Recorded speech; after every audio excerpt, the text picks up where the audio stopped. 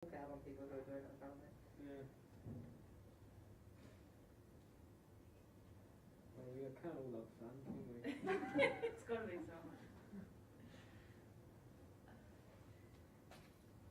An unnamed person tried to show me how it worked once and I threw their phone across the room. Do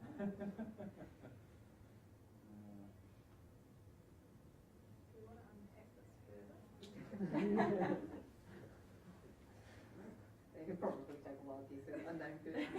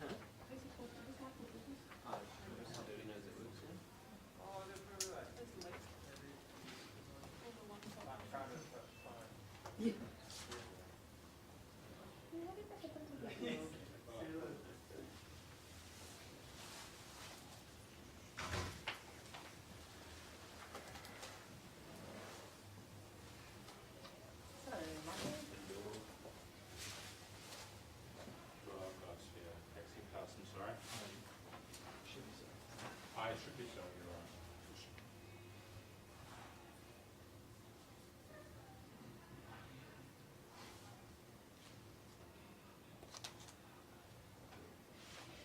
Looks legit. Oh, who's live streaming? Someone's just tweeted me about Wordle. Tell you what, You love it. it might be us, but I think we've only just got one. Yeah, I think we've just got on to it. But I've only just got this notification now. It is, discussion. Yeah, we've got our slate up.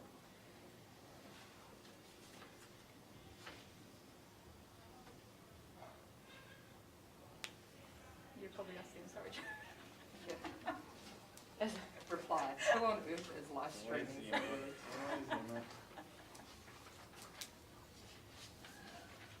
An aggressive caps tweet, you don't do Wordle. I think that was pretty well covered off. Yeah. I feel like I now need to say hi Georgie in case she's still listening.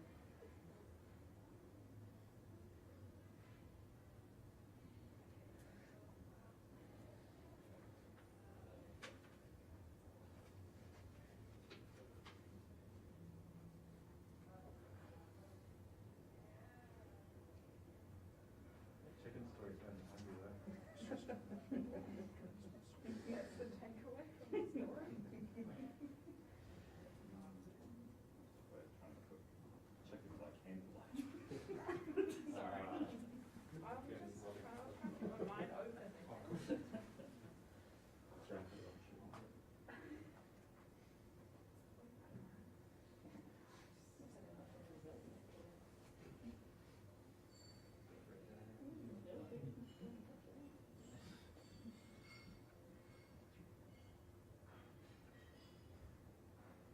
Well, news helps the culprit. That's usually the case. Isn't that what we're thinking? I mean, it's always going to be used up, let's be honest. You're downfall.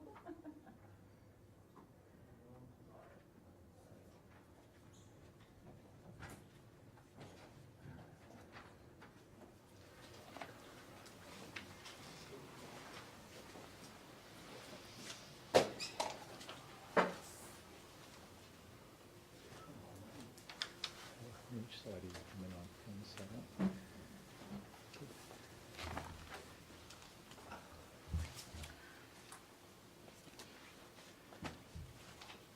Kia ora koutou katoa, tēnei te mihi nui, kia koutou katoa, e mā takitaki mai ana. Nau mai, haere mai ki te manatū hauora. Welcome back once again to the Ministry of Health for today's update. Thank you very much for coming. Today I'm going to just provide an update on the Omicron response as ever, and also our continued use of some of the tools available in the COVID protection framework. I'm then going to hand over to the Ministry's Deputy Director General Māori Health, John Whaanga, who will provide an update on the Māori response component of the Omicron outbreak. First of all, on the latest numbers today, there are 18,423 new community cases of COVID-19, with 913 people in hospital, 28 of whom are in ICU or high dependency unit. That's quite a drop from yesterday, and the vast majority of that drop is in the Auckland region. Quite a big drop in cases there, which fits with the drop in hospitalisations there, which fits with the drop in cases we are seeing there as well.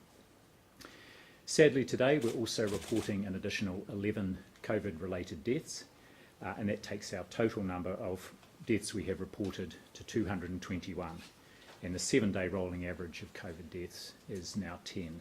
I do want to pass on my condolences to families, whānau and friends of those who have passed and that we're reporting today.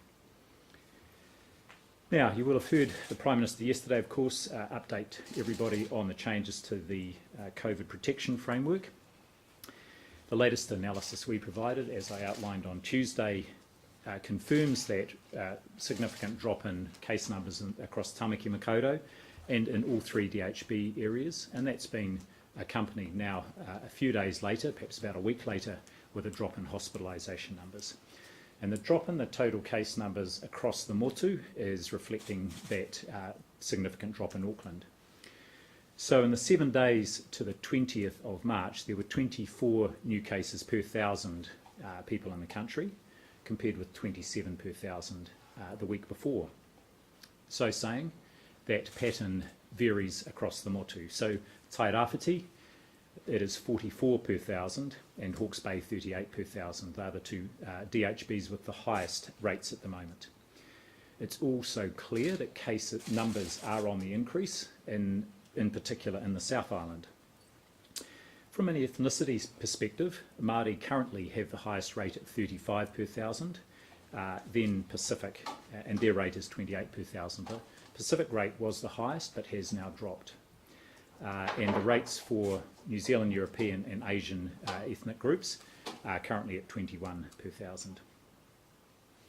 A little more detail on some of the rates for the Māori population. There has been a decrease in the number of cases amongst Māori reported nationally for that week to the 20th of March. There were just over 27,000 cases, as opposed to around 30,500 cases the week prior. However, despite that drop in case numbers, there's been an increase during that week in the number of Māori who were hospitalised. It was 232 in that week to the 20th of March, compared with 202 the week prior. Again, we always tend to see this lag in hospitalisations behind case numbers. In terms of actual case rates for Māori, they are the highest in Tairāwhiti, at around 112 cases per 1,000, and next highest in the Hutt Valley DHB, followed by Hawke's Bay and Bay of Plenty. So saying, also in most other DHBs in the country at the moment, case numbers are showing an increase for Māori, and in particular in DHBs with large rural areas, where we're seeing case numbers out in those rural areas increase, and in particular higher case numbers amongst Tamariki and Rangatahi. So it's a very good time, because that will represent a lot of work for whānau, for iwi and communities there, and our Māori providers. So I want to say a huge thank you to our Māori and Pacific Health, Māori health and disability providers across the motu. They're working hard. They will also have staff down affected by the disease or by whānau members with the disease. So thank you for that huge work you are putting in. We are going to continue to identify individuals, whānau and population groups who are more vulnerable to severe illness through our community hubs and through primary care and our Māori and Pacific providers, and ensure that, that our resources are focused on assisting them to manage at home or that they get hospital care if required. But at the moment, around 97% of our cases are managing at home without any particular support, either from the healthcare system or from disability support, or indeed from our social development colleagues. So I'm going to now hand over to John Whaanga. Kia ora mai tātou, and over to you, John.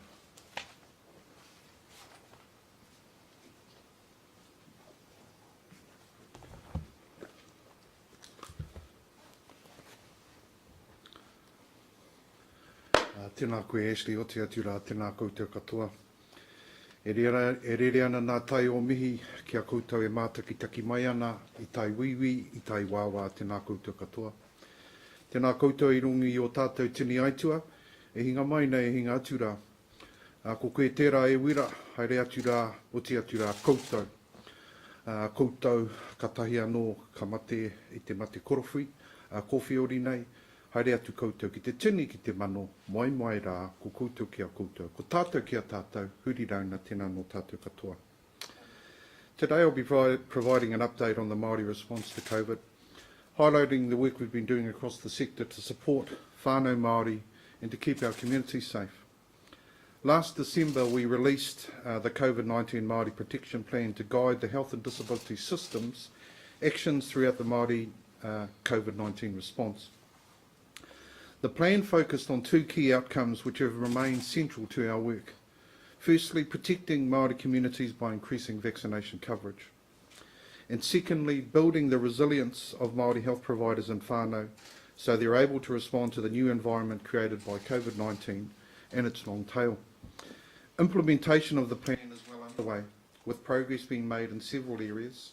This includes gaining new insights into vaccine hesitancy, looking at how we can ensure our providers are supported to sustain their work, and supporting the delivery of clear, tailored communications for our whānau. For the Māori vaccination rollout, we continue to work closely with Māori health providers, district health boards and iwi to increase vaccination coverage amongst Māori, especially our tamariki. Our communications and engagement focus covers a range of efforts to promote vaccination.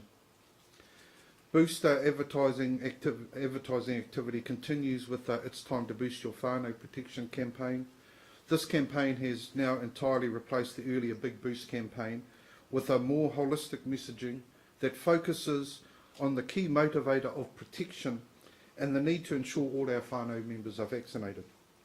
The Karawhiua campaign also continues, and I want to acknowledge Te Puni Kōkiri and Te Hiringa Hauora for continuing to share positive content with whānau Māori in a way that resonates with them and encourages them to make informed decisions about their health and well-being. In addition to our booster and paediatric campaigns, Māori health providers have been partnering with DHBs across the motu to implement sprint strategies that support the Māori vaccination rollout. These kaupapa continue to demonstrate the need to take innovative approaches to reach equitable health outcomes. For example, at Te Tairāwhiti, the sprint event titled Super Shot Kids was staged at 3 separate locations, including Mangatu Marae. In the Lakes area, they hosted sprint events at Ōwhata Marae, Waititi Marae, with a further pop-up event at Ōwhata Marae for a second time last weekend, and a drive-through at Whakarewarewa Village Car Park. And in the Bay of Plenty, there have been a range of events that have been held recently across Whakatane, Opotiki and Kawerau. Several clinics were held in rural communities to help reach more remote whānau and increase their vaccination uptake. Testing also remains critical to the Māori COVID response. So to ensure the equitable distribution of rapid antigen tests to whānau Māori, a network of 29 Māori-led providers has been established. And so far, nearly 6 million rats have been delivered to this network, and approximately 1,000 community partners have received their rats, with over 300 plus iwi and Māori organisations also engaged in the portal to provide supplies. I want to mihi to all our kaimahi hauora, Māori health providers and Māori partners across Aotearoa, who have been working tirelessly to ensure our whānau are getting tested and vaccinated. Ka nui te mihi kia koutou katoa. To make sure our providers can continue supporting whānau throughout the Omicron response, nearly $27 million has been allocated under the recently announced Maori and Pacific Omicron response package. Importantly, a portion of this fund is focused on supporting workforce capacity and well-being, which is a significant issue we've heard about from the sector.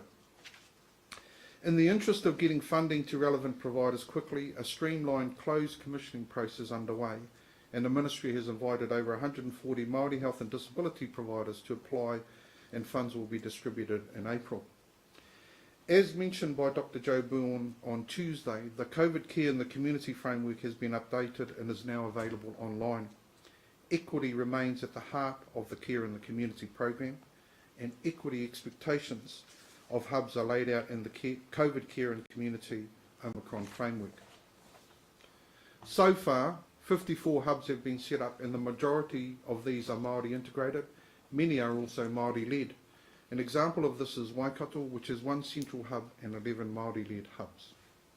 All of our hubs across the motu are providing a range of services for whānau, including the delivery of kai packs, medication, financial support, which is being managed by MSD, alternative accommodation coordination, health services, and manaaki services, where some hubs are supporting whānau to report their RATS results. Nā reira, a lot of work is already currently underway as part of our Māori response to Omicron. Much of this work is being led out by our Māori health providers and iwi partners. So before I hand back to Ashley, I want to thank each one of you. Thank you for your resilience throughout our response. Thank you for your innovation in the way you deliver services to our Māori communities. And thank you for your commitment to the continued protection of Aotearoa. You have been central to our response since the first outbreak, and we wouldn't have been able to achieve these gains we've made so far without your outstanding mahi. As Ashley said, please know the work you do is recognised, valued and crucial. Nā reira, kei a koutou, nā kai hāpai o te hauora Māori, e aku rangatira huri no tēnā koutou, tēnā rau atu koutou katoa, me hoki anō ki te kōrero ōnehe, mā tini, mā mano, karapa te whai. Tēnā no tātou katoa, ko hoa atu ki a koe anoa e Ashley.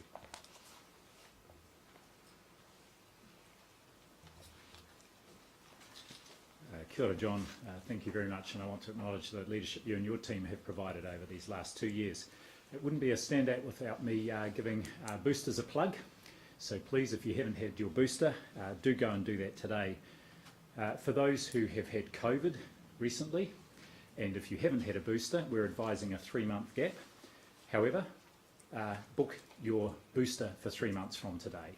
Now is the time to do that. Book it in and make sure you get it. It is still important to do it and very worthwhile doing. And finally, 2 years ago yesterday, we announced our first cases of community transmission of COVID-19, which triggered our lockdown and started our whole of government response to COVID-19 in earnest. The Ministry of Health's media statement that day said, "We are preparing to move to alert level 4. There is a clear consensus, the sooner we do this, the better. This gives New Zealand our best chance of breaking the chain of community transmission. This will require all our efforts, and I strongly urge all New Zealanders to play their part." Well, 2 years later on, I would like to thank New Zealanders for playing their part over those 2 years through adhering to lockdowns, through staying at home when sick, getting tested when needed, being vaccinated, including getting boosted, scanning with the NZ COVID Tracer app, at least until this Friday, wearing masks, keeping gathering sizes low, and maintaining physical distancing.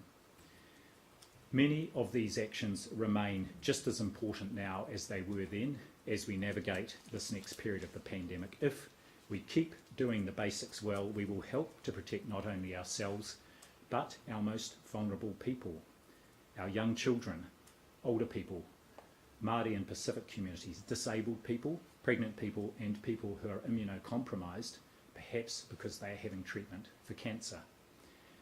We all know and care about someone in these groups, and our actions to date have helped protect these very people. Let's keep caring about them. I do also want to acknowledge the many sacrifices made by New Zealanders who, at different times, have not been able to visit loved ones in hospital, to be with them when they were in their dying moments, or to grieve for them at funerals or tangihanga. It's thanks to all our combined efforts we're in the position we are in today, where despite our high number of cases and high number of people in hospital, we continue to have a low number of people requiring ICU care, a low case fatality rate, and still one of the lowest death rates in the world. Kia kaha, hoi anō, ka nui tēnā, kia ora koutou katoa.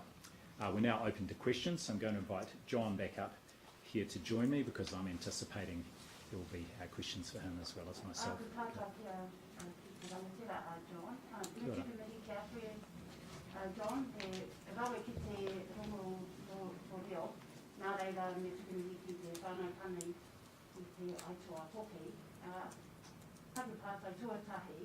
Why has it taken so long for the MOH to roll out this strategy, knowing full well that iwi and hapu have been wanting this back in 2020?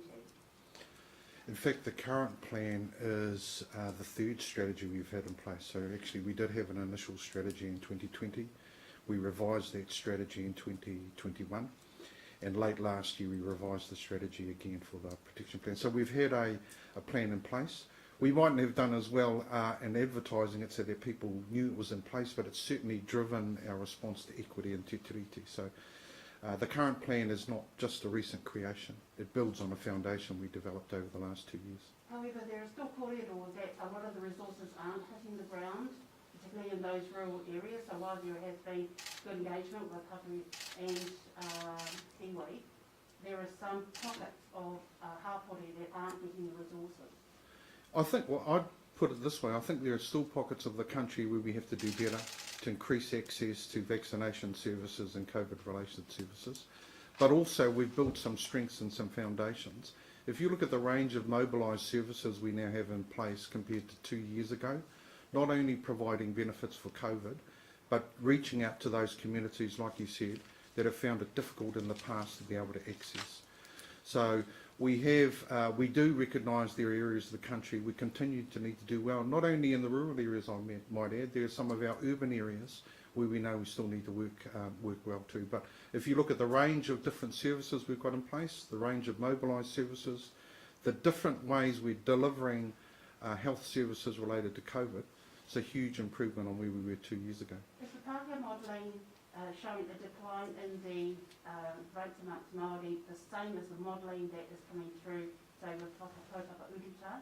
And when does your modelling show we will see a decline? I'm not sure what the difference is between, or if there is a difference between those two modelling. Ashley can talk a bit more about the detail of that. But what I would say is we're trying to make sure that we get the best advice from our experts in country, both Māori and otherwise. So we're always up for hearing for advice or further guidance from people, from some of our scientists, from some of our academics, for instance, and how we can improve. So I don't see those things as necessarily working in competition from each other. We draw advice and guidance.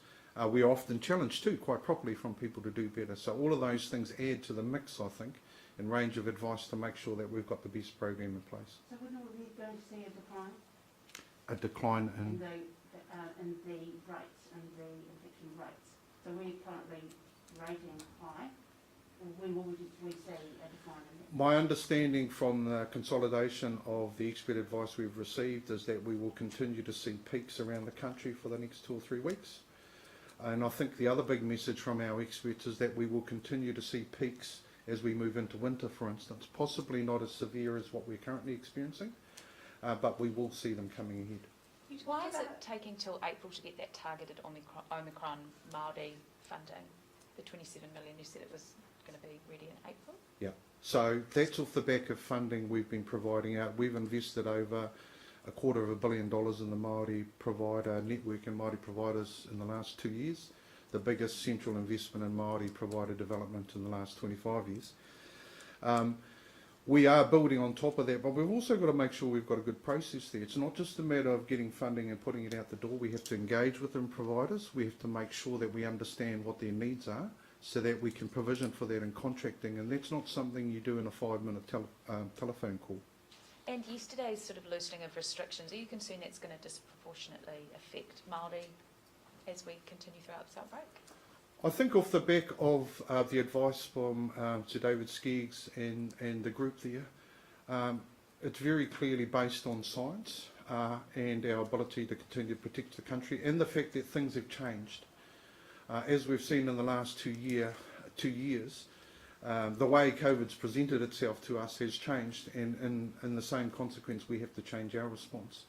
So we have confidence that off the back of that advice, that the settings we're moving to are going to enable us to move to an environment which is a bit different from where we've been in the past, but still have the relevant protective measures in place to protect our people. You spoke earlier about equitable delivery. I mean, the rates speak for themselves. Māori have been behind every single rate the entire time since, whether it be vaccination boost or child vaccination, they still are. Do you think it has taken too long to get to a point where equitable delivery is actually happening? No, because I think equitable delivery is an ongoing challenge. It's not a one-off challenge. It's not just a challenge in relation to COVID. There are a number of health determinant areas where we have significant challenges and inequities for Māori, and we are often starting from a position where the Māori population is not doing as well as other parts of the New Zealand population. But if you look at what we've achieved in, for instance, in the first and second doses for our over 12s, 6 months ago we were worried about whether or not we would be able to get anywhere 90%, and we've done that. And in the same way, we've got to follow through with the same focus and challenge on the boosters and the paediatric vaccines to follow through and deliver on it. You also spoke before about doing work around vaccine hesitancy around Māori. What is that work showing and telling you? I think that work is showing us two broad things, if I put it this way. One is that there is comparisons between what is making Māori hesitant to get a vaccine in the general population, and then there are also particular factors for Māori. Some of it is the experience that Māori have currently and have had previously with government and a lack of trust around that. Some of it's around Māori families' experiences with the health system.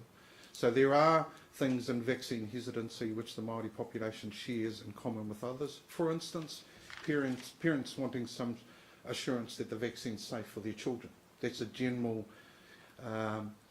concern for both Māori and non-Māori. And then we have particular areas that are they're a feature of our work with Māori. And as I said, one of those things is the experience of Māori families, both currently and in the past, with government and government services, and how it is we can rebuild trust around them. As of last month, the amount of money that had gone out through the Ministry of Health, in particular around Māori-led initiatives, was 78 million of 120 million that had been ring-fenced. So you mentioned 27 million going out in April. Is that from that 120 million that's been ring-fenced, or is this a separate? No, this is separate. This is part of the $140 million package announced by Māori ministers, led by Minister Davis about 2 weeks ago. So do you know how much of that 120 million that was ring-fenced has actually been spent yet? Because last month it was 78. I can only talk for the health funding component of that, which has been administered. If I think I'm on the same pathway as you're referring to the $120 million announced as part of the Māori COVID Communities Response Fund last year. All I can talk to is the health funding, and my understanding is our health funding has gone out. It's gone out to our providers and our providers who can develop and lead Māori COVID responses. Can I just ask one last question, and I'll give you Ashley on that stuff. Are you comfortable, I guess, that at this point with the amount of money that's gone out, the fact that the rates are still behind for Māori, and yes, it's a work in progress. John spoke earlier about, maybe the message didn't get out to Māori earlier on with those first and second streams. Does it sit comfortably with you that the Ministry of Health has delivered well enough for Māori over the last couple of years? I think John made the point, it's an ongoing effort, and the area of equity, and particularly Māori, non-Māori inequities, has been something I've been interested in for my entire career. And what I would say is that the delivery of vaccination program to adults in this country for all our groups has been higher than I might have, as high as I might have aspired to, but certainly higher than I might have expected. And through that, as John said, we have made a significant investment in Māori provider development that we can now build off. So that's the first comment I would make. And the second is, and John laid this out, this is ongoing work. There's initiatives, and it reported to us every week, the sprint activities that are underway to try and reach further into these communities, particularly to get our tamariki vaccination rates up.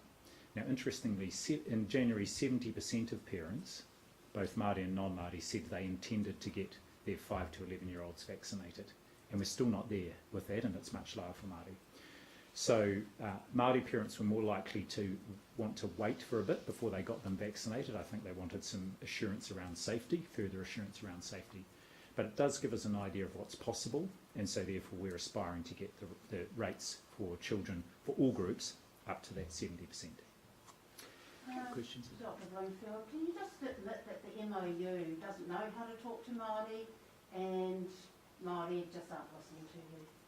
Well, I think if you're meaning Manatu Hauora, I have a different view. I think we do know how to talk with Māori, and one of the first things I did when I took this role on almost 4 years ago was re-establish our Māori Health Directorate, and I'm very pleased I've had John Whaanga leading that for the last 3.5 years, and that has stood us in good stead through what has been a profoundly challenging couple of years through this pandemic. And one of the things we were absolutely clear about at the start was that we didn't want a repeat of what we had seen 100 years ago when we had the Spanish influenza pandemic, that we wanted to protect our communities, and in particular our Māori communities, who were by far the hardest hit 100 years ago. And that's an ongoing journey, and we don't intend to stop it now. But even though the statistics say that actually it's not working. Well, I think it is working. So again, I'll just point to, as John made the point, we've 90% of our Māori 12 and over vaccinated, which is excellent. We're still doing more of that, and we want to get the booster rates up.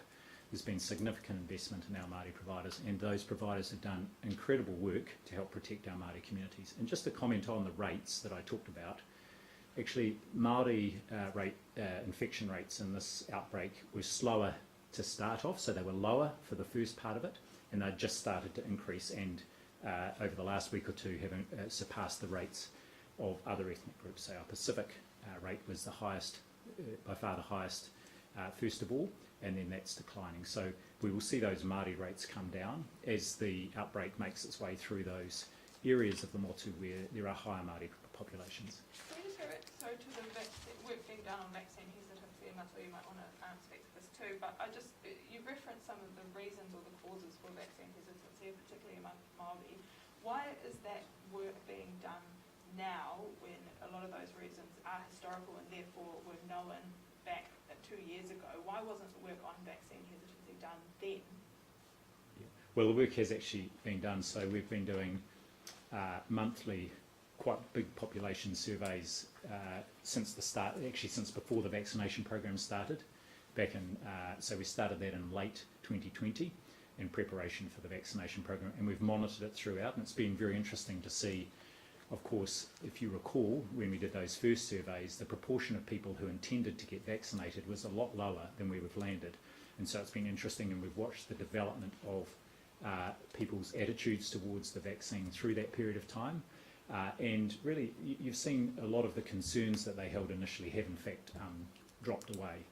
I think specifically with the vaccination for children, I think parents and guardians do have specific issues they're wanting to, and around safety, that they're wanting to make sure of, and that probably, in my mind, explains some of the slower uptake amongst tamariki, but we're still, intent on getting higher rates for that group. So if you did know and had this data at the start of 2020, how did we still have an inequitable vaccine rollout? Yeah, so look, I want to make 2 points there. First of all, that information informed the rollout right from the start.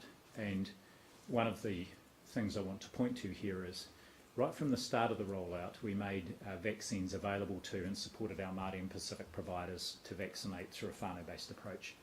And if you look at the vaccination rates up until about July, the rates for our over 65s were higher for Māori and Pacific than they were for non-Māori, non-Pacific.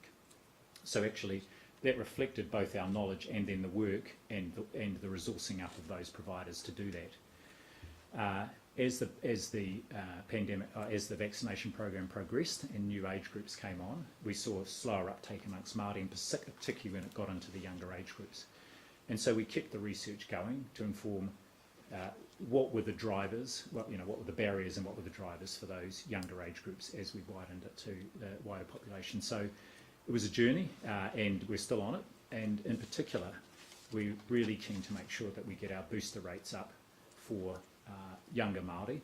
At the moment, for 18 to 34-year-old Māori, only about 40% of them are actually eligible for that booster dose, because many of them had their course quite late in the year last year, and around 30% have taken that up. So actually about 75% of those eligible at the moment in that 18 to 34-year-old age group have done so, which is about the same as the uptake across the population. But we will be continuing to focus on that group to make sure we get their booster rates up too.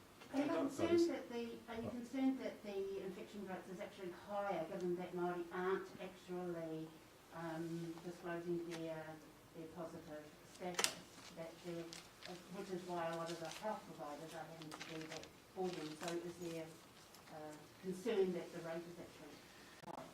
Well, if it is likely higher across the population, there's no data we have that suggests that one group or another is less likely to either test and or report their infections. And in fact, the reason we know that rates are highest amongst Māori at the moment is because they are testing and reporting that, and we'll keep encouraging that. And as John outlined, there are a lot of rapid antigen tests right out with our network of providers and iwi and others to make sure that those communities that need them have got them. How much higher do you think the rate is? I couldn't say. We just can't really say that. But what we can do is, on the assumption that the proportion of people who are testing and reporting remains pretty constant, then we can monitor that rate over time. We know it's highest at the moment, and we'll be looking for it to come down. On the eventual decision around the shift from red to orange settings, what kind of factors will you be looking at and giving advice on that? And specifically, what impact would removing the indoor gathering limits have on things like case numbers and hospitalisations? So we've got a range of criteria, and forgive me, I'll have to come back to you after this on just what the criteria are, because that assessment is led by our Director of Public Health, Dr. Caroline McIlnay.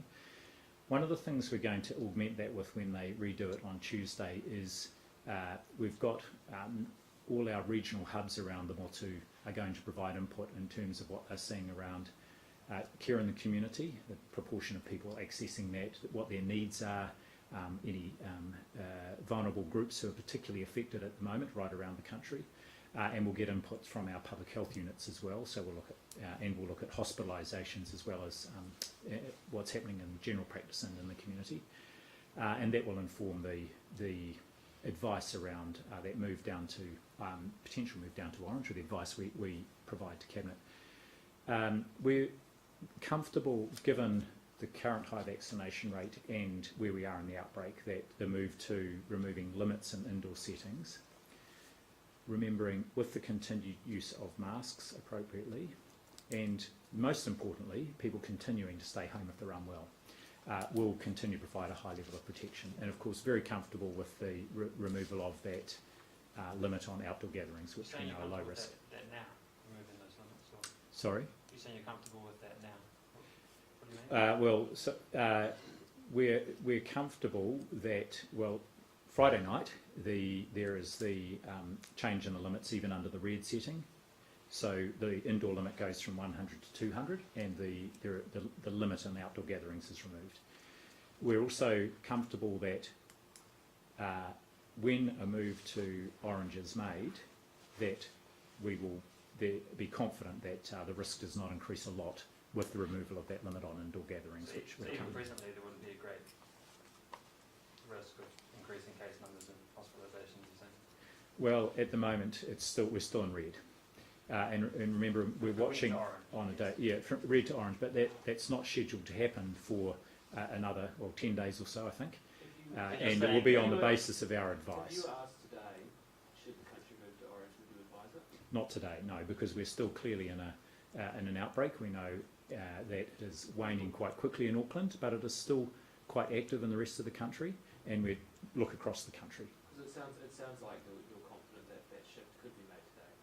No, I'm not confident, but I'm confident that when it is made, and the decision will be based on what's happening with the outbreak, that, and the question was around that the removal of indoor limits, indoor gathering size limits, that won't create a big jump in increase in the risk. All the changes that the government announced yesterday and due on Friday, will they increase the rate of spread of the virus? No, we don't think they will make a marked difference. And remembering that we're still in red settings, so and for the time being, COVID vaccination certificates, kits are still required, masking is still required. There are rules around distancing and what one can do in indoor hospitality venues. So those remain part of that overall measure package of protective measures. On on boosters. AstraZeneca, it seems like most of the, I think all of the doses are expiring next month, possibly? Yes. I mean, not many have been used. Does that bother you, that we haven't been able to make use of that? It doesn't bother me in the sense that we have made it available for people who wanted it, who either couldn't have the Pfizer vaccine or who preferred a different one. From memory, around 3,200 people have taken up that opportunity.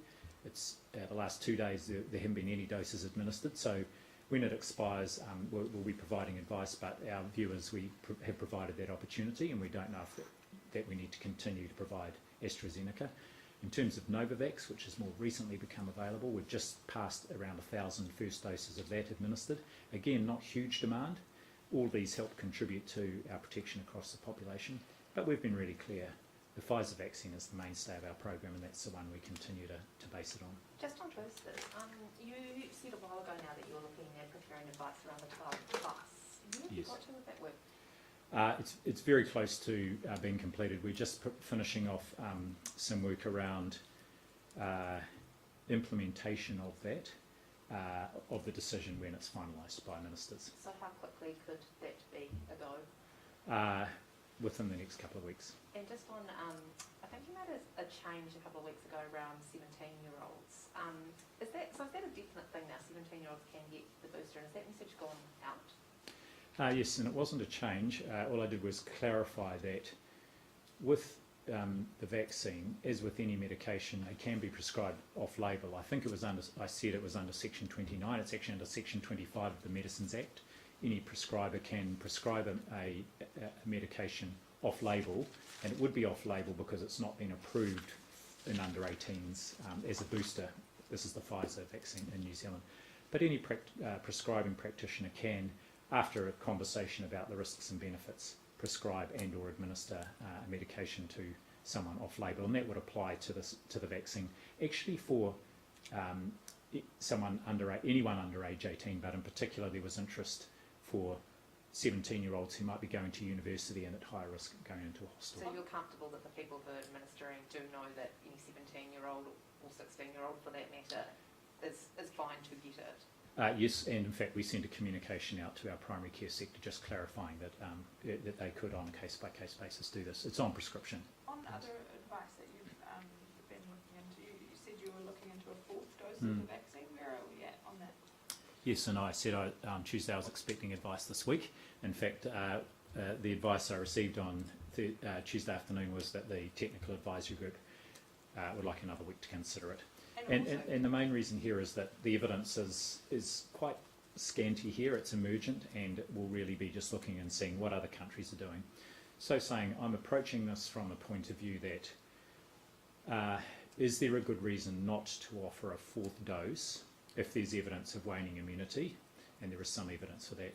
not to offer a fourth dose to our most vulnerable population groups, particularly older people, and you see a number of jurisdictions are already doing that. Just for a colleague in the South Island, are you concerned about the surge of COVID cases in the South Island? Well, I'm concerned about people with COVID anywhere. It's not unexpected. And I mean, one of the interesting things, if you look at Christchurch Hospital, I think they've got just about, today it's 53 people in hospital, whereas if you look at the Auckland hospitals, yesterday at least, two of them were up over 200. So far their hospitalisation rate hasn't gone up quite so much. And I think in part that's because they're keeping people out of hospital, for example, older people in aged residential care.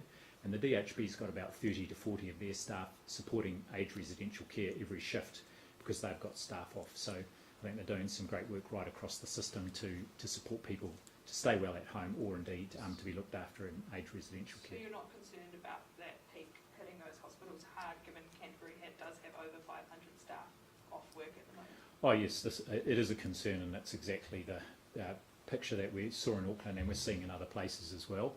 But they, like all our DHBs, have planned for this and have got contingency plans in place. Is it warranted then, lifting the restrictions yesterday, given the rest of the country is not peaked yet? So the restrictions haven't yet been lifted.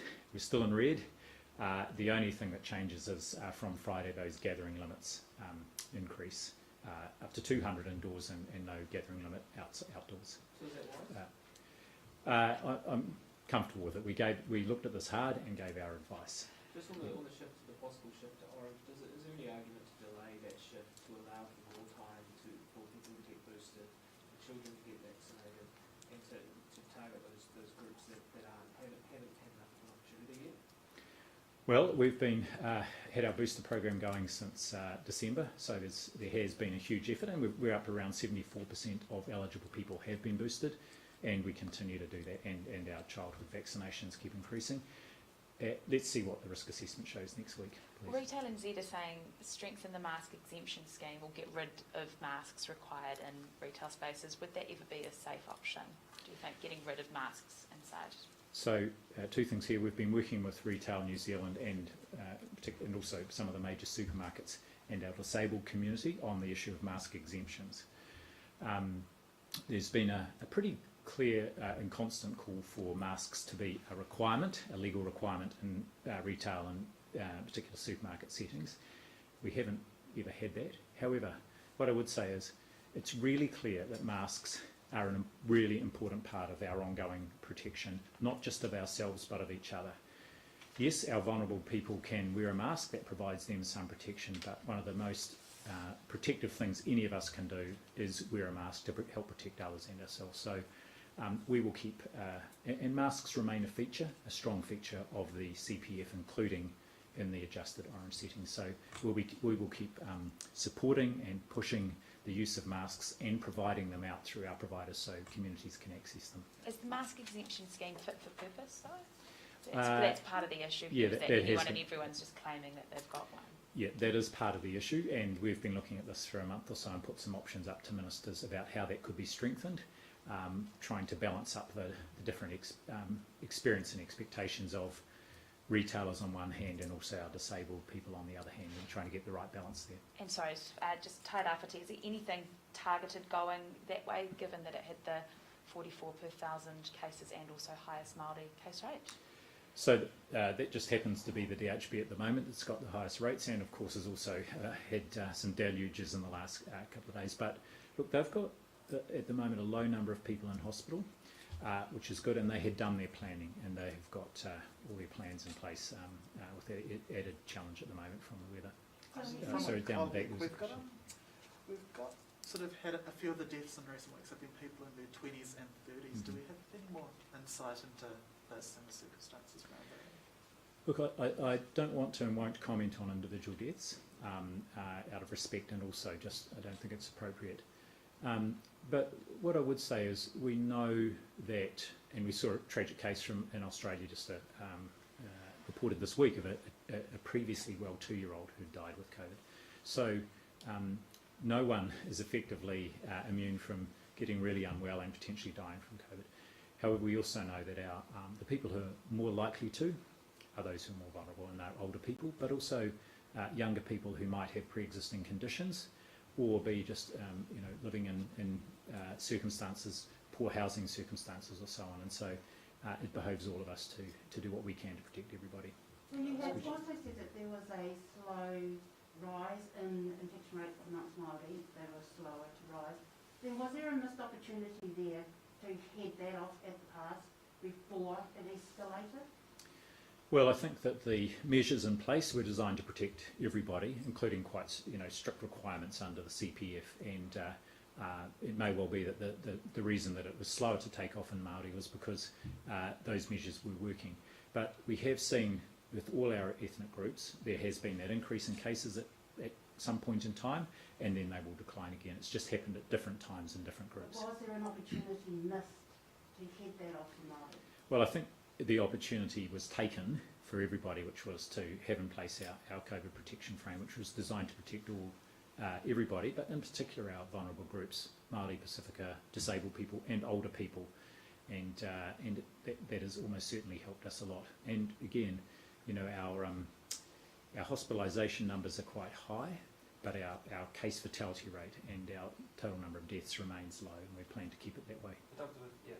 Just on the COVID deaths, able to say any more about, I guess, where these are occurring? Are these people who have been very sick in hospital, or is it people in home care, or are we seeing them in rest homes? And also, have you got more information about people with COVID as opposed to as a result of COVID? So you'll see from the age breakdown, and we put that in each day in our media release, what the ages were of the people who have died and the gender. And most of the deaths are in people in older age groups, 60s, 70s, 80s, 90s even. And this is very typical with what we see with influenza each year as well, influenza-related deaths. Some of these people are dying and being looked after in aged residential care, some at home and some in hospital. And some of those in hospital will have been in intensive care and had quite a lot of input, but then subsequently died. The issue around, sorry, the second part of your question, which might be the last question. I've told there's one more question, but we'll take one more after this. With COVID, Oh yes, yeah. Again, we are now publishing that where we know on our website. Each day we're updating that as we get more information. The breakdown of people who've definitely died from COVID, those for whom it was incidental, and the biggest group actually still is the ones for whom it's under investigation, because it can take some time, sometimes because of a coroner's process or for the death certification to be completed. Can I just ask quickly? Two more questions. Just back on the vaccine hesitancy stuff. Given the mistrust of the system, and we know all of that historic stuff that has gone on with Māori, vaccine hesitancy wasn't sort of a new thing. That was always going to be something that would exist. Do you kind of look back on that period now, the beginning period, and feel like there was always going to be a vacuum there for misinformation, disinformation to reach those communities, because there was always going to be a period where Māori were less willing to come forward in the vaccination rollout? Well, the misinformation and disinformation was there already, and our job was to ensure we had really good information out there for people and really good communication campaigns. And I think on if you just look at in the round, I think we've been incredibly successful with our program here across the population group. We've got rates that are amongst the highest around the globe, even though we had to overcome and work through with whānau, with communities, that misinformation, disinformation, and some very sophisticated efforts by those who were anti-vaccination to try and stop people getting vaccinated. So actually, I think what we've turned around was what might have been vaccine hesitancy into a very high level of vaccine acceptance. So And I think we plan to springboard off that to get our rates of childhood vaccination up again where they need to be, and also to support our MMR catch-up campaign, which you'll hear more about, and our influenza vaccination campaign this year. So we've learnt a lot, and again, I think given what we were facing, I think the levels of vaccine acceptance we have achieved are remarkable. From a health perspective, Dr. Bloomfield, what would an endemic look like in New Zealand when it comes to COVID, and when will we know when we're there? It's a big question. If you don't mind, maybe we could do some work on that and cover that at one of the stand-ups next week. What I would say is that just make two comments. We are not in an endemic situation yet. There is still a global pandemic. WHO Expert Advisory Group meets, I understand, again on the 11th of April and will reconsider this question. But there's nothing to suggest globally that we are anywhere near the end of this pandemic. So we're not in an endemic situation. And even if we were, it's quite clear that endemic COVID is a different prospect from endemic flu. So we need to maintain all the actions we've got in place at the moment, even as we navigate, as I said, this next period of the pandemic. Thanks very much for coming up, and thank you, John, for your contribution today to Kia ora. Thank you.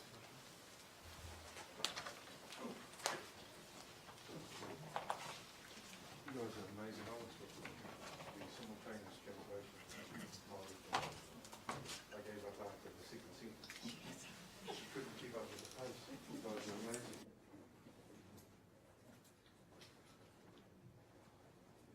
You based down here now, Claudette? Is that because you successfully immigrated? Or don't tell me